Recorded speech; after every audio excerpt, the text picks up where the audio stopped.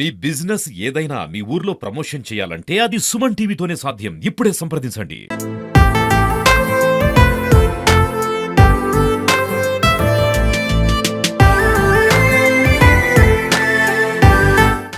ఒక 4 రోజుల ముందుగా నాకు ఒక వాట్సాప్లో మెసేజ్ వచ్చింది. ఇక్కడ ఎక్స్ సర్పంచ్ టీడీపీ మన జాన్ తను ఏం చేశారంటే నాకు ఈ హౌస్ ఫోటో పెట్టి రాజేశ్వరి గారి ఇల్లు పడిపోయింది, ఆవిడకి ఎవరు లేరు, సో ఈ చిన్న గుడిసెలో ఉంది, ఇది కూడా పడిపోయింది, ఇప్పుడు బాత్రూంలో నివాసం ఉంటున్నారని చెప్పేసి నాకు వాట్సాప్లో మెసేజ్ పెట్టడం జరిగింది.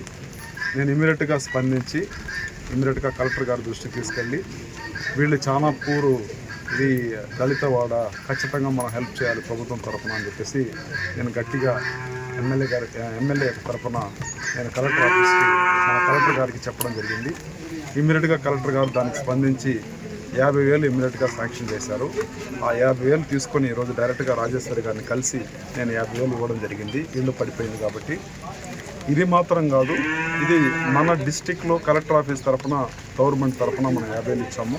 ఇది కాకుండా రాష్ట్ర ప్రభుత్వం ఈవిడికి మళ్ళీ ఇంకొక 90,000 కూడా తొందరలోనే శాంక్షన్ అవుతుంది. ఇది కాకుండా ఇల్లు కట్టుకోవడానికి కూడా 1 నుంచి 1.5 లక్ష తొందరలోనే శాంక్షన్ చేస్తాము.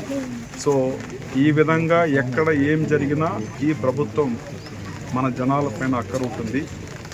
సో చంద్రబాబు నాయుడు గారి ఆదేశాల మేరకు వర్షం వచ్చినా, భూకంపం వచ్చినా, ఏం వచ్చినా కూడా, వరదలు వచ్చినా కూడా ఎమ్మెల్యేలు ప్రతి ఇంటికి వెళ్ళి వాళ్ళని పరామర్శించి వాళ్ళకి ఏం కావాలో చేసి పెట్టే బాధ్యత ఈ ఎన్డీఏ కూటమి ప్రభుత్వం ఉంది.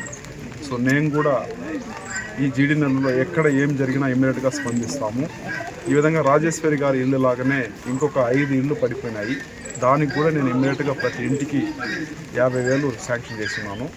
అది వెదురుగుప్పంలో ఒక ఇల్లు, అదేవిధంగా చూసారంటే కారోట్ నగరంలో 2 ఇళ్ళు, అదేవిధంగా సంగాధనంలో ఇంకొక ఇల్లు కూడా ఉంది. సో ప్రతి ఇల్లు కూడా ఎస్ఆర్పురంలో కూడా ఉంది. సో ప్రతి ఇంటిని అక్కడికి వెళ్ళి వాళ్ళని పరామర్శించి వాళ్ళకి ఏమి ప్రభుత్వం ద్వారా ఏమి అందాలో అది అందించడానికి ఈ ప్రభుత్వం చిత్తశుద్ధిగా పనిచేస్తుంది.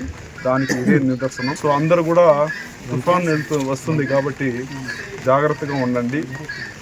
ఎక్కడైనా నీళ్లు ఉంటే అక్కడికి పిల్లల్ని దయచేసి ఎవరిని పంపించొద్దండి. ఎందుకంటే అక్కడక్కడ ఎలక్ట్రికల్ వైర్లు కానీ ఏదైనా కట్ అవ్వచ్చు. అదేవిధంగా పిల్లలు వచ్చి నేను ఈత వచ్చు అని చెప్పేసి మన పిల్లలు సమ్టైమ్స్ అత్యుత్సాహంతో వెళ్ళొచ్చు. దయచేసి మన పేరెంట్స్ మీరు అందరూ కూడా పిల్లలకి చెప్పండి, ఈ వర్షం ఆగేంత వరకు ఎక్కడ కూడా పిల్లల్ని పంపించొద్దండి. ప్రజల్ని నేను విజ్ఞప్తి చేస్తున్నాను.